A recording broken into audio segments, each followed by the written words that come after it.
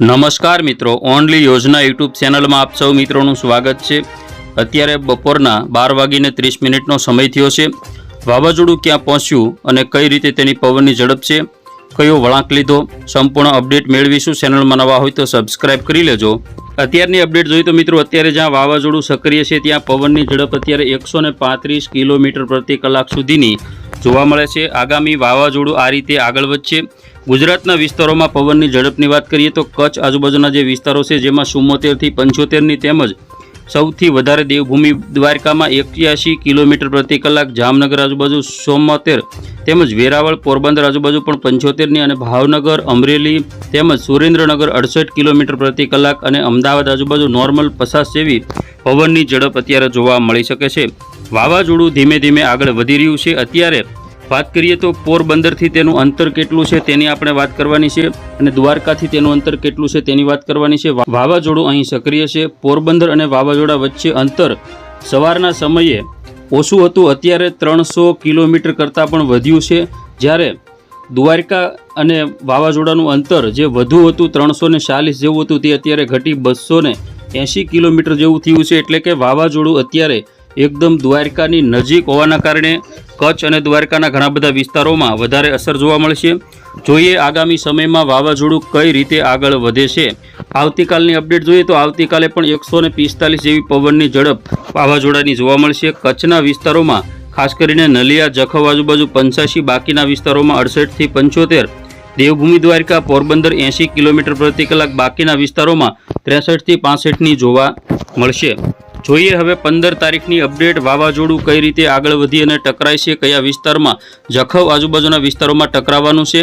ખાસ કરીને 14 તારીખની રાત્રિ આજુબાજુ એકદમ વાવાઝોડું ગુજરાતની નજીક હશે ત્યારે ઘણા બધા વિસ્તારોમાં પવનની ઝડપમાં વધારો થશે। 15 તારીખમાં જ્યારે વાવાઝોડું ટકરાશે ત્યારે તેની પવનની ઝડપ જોવાની છે।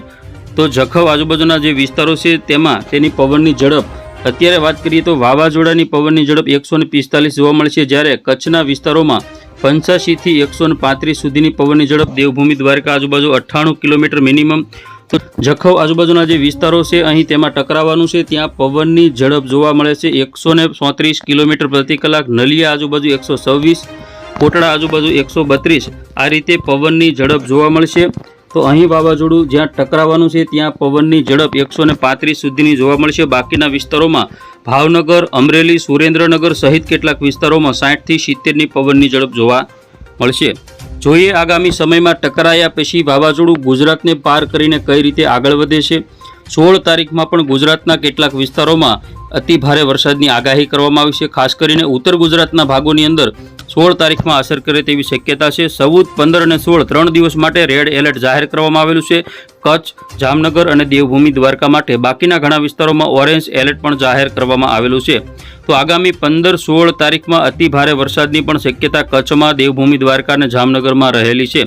તો વાવાઝોડું આગળ વધી રહ્યું છે। 16 તારીખમાં તે ઉત્તર ગુજરાત આજુબાજુના વિસ્તારોની એકદમ નજીક પહોંચવાની તૈયારીમાં છે, ત્યાં પવનની ઝડપમાં વધારો થશે। જોઈએ 16 તારીખની પવનની ઝડપ।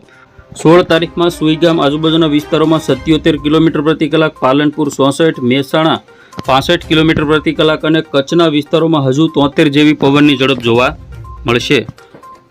હવે જોઈએ વરસાદની અપડેટ। અત્યારે સમગ્ર ગુજરાતની અંદર વરસાદી માહોલ સૌરાષ્ટ્ર કચ્છમાં જોવા મળે છે, જેમાં ખાસ કરીને કચ્છના વિસ્તારોમાં લખપત, નલિયા, માંડવી, ભુજ, ગાંધીધામ, રાપર અને ખાવડાની અંદર વરસાદની સંભાવના છે।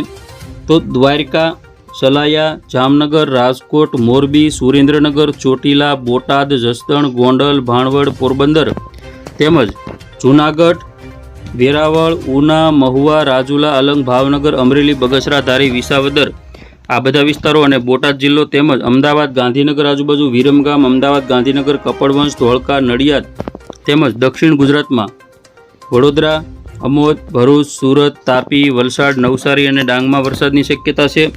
તો ઉત્તર ગુજરાતના જે વિસ્તારો છે મહેસાણા આજુબાજુ, મહેસાણા, હિંમતનગર તેમજ પાલનપુર આ બધા વિસ્તારોમાં પણ વરસાદની શક્યતા રહેલી છે।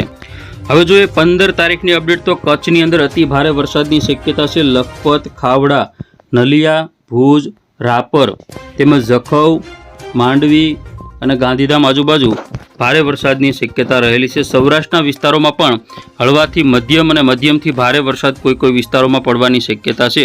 વિસ્તારોમાં 5 ઇંચ કરતાં પણ વધારે વરસાદ પડવાની શક્યતા છે। 10 ઇંચ સુધીનો વરસાદ પડી શકે। ગઈકાલે પણ ગુજરાતના 61 કરતાં પણ વધારે તાલુકામાં નોંધપાત્ર વરસાદ જોવા મળ્યો હતો, જેમાં 2 થી 3 ઇંચ સુધીનો વરસાદ ઘણા બધા વિસ્તારોમાં જોવા મળ્યો હતો। તો ખેડૂત મિત્રો, આ હતી અત્યારની લાઈવ અપડેટ। વાવાઝોડું ક્યાં પહોંચ્યું છે તેની ફરી વખત મળીશું નવી અપડેટમાં। જોતા રહેજો ઓનલી યોજના યુટ્યુબ ચેનલ।